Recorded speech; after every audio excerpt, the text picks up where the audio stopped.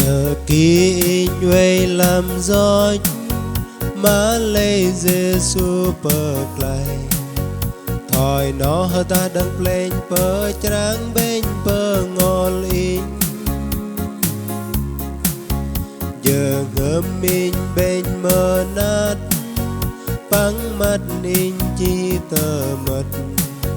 in đây pa ma bờ ham Giê-xu giờ ngâm in nhiều nam pa ma tanu ham Giê-xu rồi cái sự tông tơ trong lệ gan mừng nở bên krau khan tol tơ vi cơ bên mến ta trong lui quay ra tu giờ ngâm in và đây rung răng bơi đây pa ma bơi ham Giê-xu chớ ngâm in nhiều cơ pla tơ trong lệ tru pa đây tơ trong hiệp chợt tơ trong mang mu gom lệ đi đắng tơ trong hơ ta tơ trong cơ nệ nhẹn thói mang mu gom lệ hơ ta hình đây pa ma bơi ham Giê-xu chớ ngâm in nhiều nam pa ma tanu ham Giê-xu rồi cái sự tông tơ trong lệ gan mừng nở bên krau khan tol tơ vi cơ bên mến ta trong lui quay ra tu giờ ngâm in và đây rung răng bơi đây pa ma bơi ham Giê-xu chớ ngâm in nhiều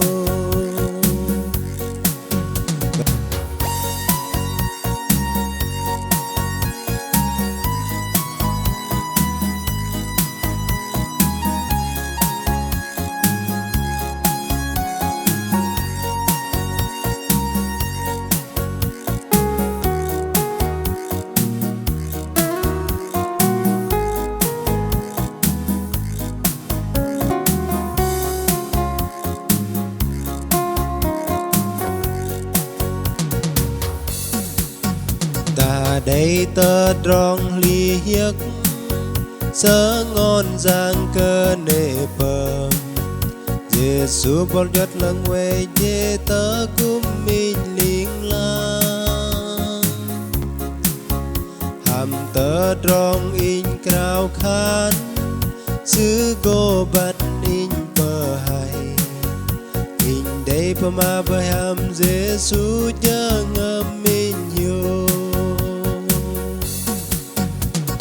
nam pa ma tanu ham Giê-xu rồi cái sự tông tơ trong lệ gan mừng nở bên krau khan tol tơ vi cơ bên mến ta trong lui quay ra tu giờ ngâm in và đây rung răng bơi